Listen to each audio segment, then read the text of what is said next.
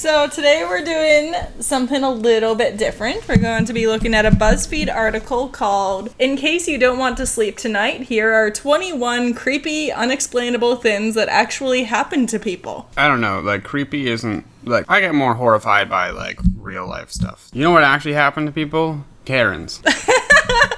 Just start a war against Karens randomly.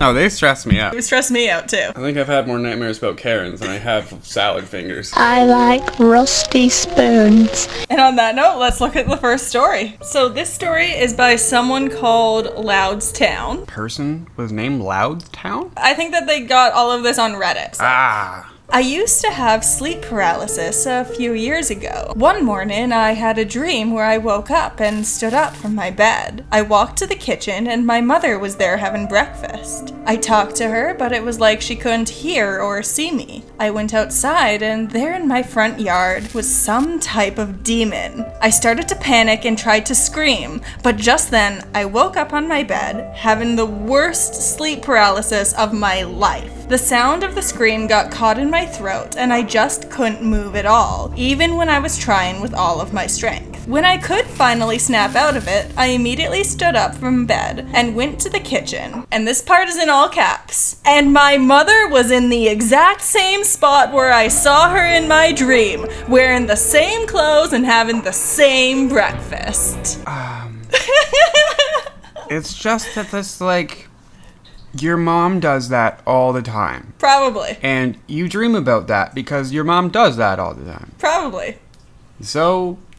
Like, we're not given any context. Did you go outside and then see the demon? Because then the story would be getting really scary. Yeah. Well, so what, the demon is around? He moved to a different spot this day? Maybe just now we can't see the demon because we're no longer in the dream world? I don't know. He's living Groundhog Day. I'm reliving the same day over and over. But he did one thing differently in the dream the last time. Like, he saw the demon, so now the demon knows that he can't show up in that spot. So the demon reset him. Okay. They just had to reset because he got suspicious about the simulation when he saw the demon. Yeah. So now they have to reset the day for him. I'm starting to realize that all of these stories, I'm going to have to come up with my own thing. Okay, so this story comes from Moments of Zen. In one of my closets, there's a hatch in the ceiling that leads to, I presume, some sort of insulation space or something. One day while cleaning, I decided to shout up at that hatch to see if anybody was up there. Mostly as a joke. Does he just think that...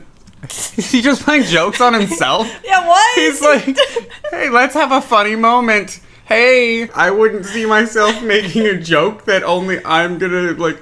Is he gonna go tell his story to someone later? Like, I guess he did. He wrote it on Reddit. I said things like, I know you're up there, and don't make me come up there and get you. And I'm going to count to 5. 1, 2, 3, 4. So not only is this guy shouting at his ceiling... He's now pretending that the ceiling monster is his child. Yeah.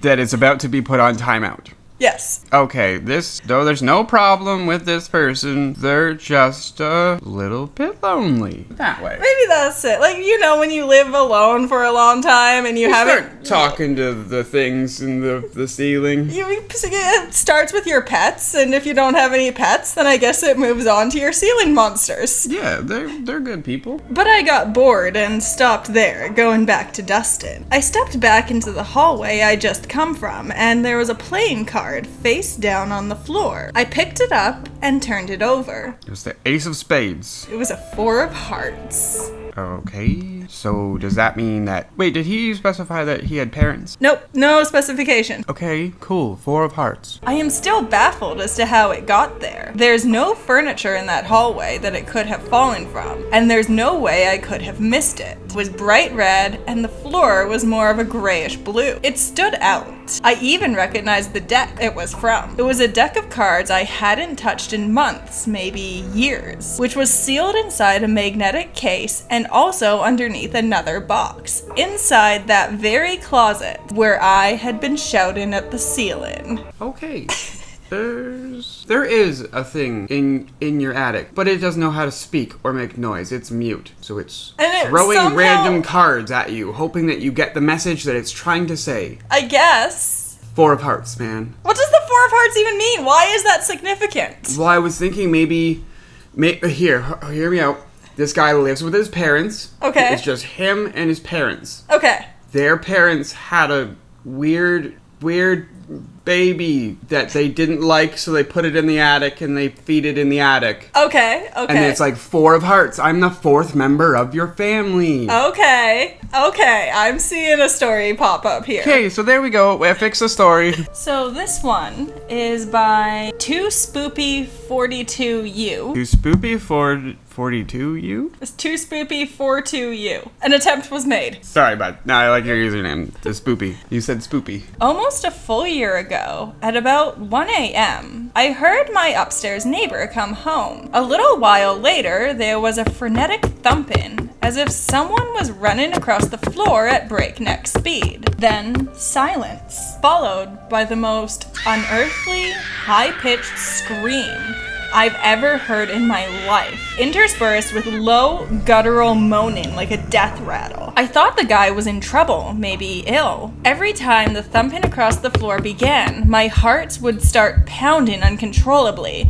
and I'd break out in a cold sweat. I'd become glued to the spot, transfixed with a sense of cold, creeping dread. After all, the only thing separating me from whatever was making that sound was my ceiling. What, is it something in a...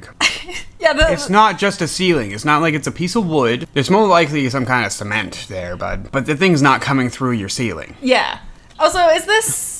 I'm assuming this is an apartment building that they're Well, sounds talking like about. it. So let's assume that maybe this is like a serial killer type situation and someone's being hurt upstairs. Why do you assume that the serial killer is gonna target you specifically when it's an apartment building full of people? Right? I think that my biggest concern at this point would be the safety of my neighbor, not, oh my god, this guy is gonna break through my ceiling and get me. Yeah. Eventually, I decided I had to be a responsible neighbor. I had to go and check on him, just in case it was a medical issue. As I was about to knock on the door, screaming began again. I ran back home and called the cops. They turned up about 20 minutes later. I heard them talking to the guy, then they all came out of his apartment.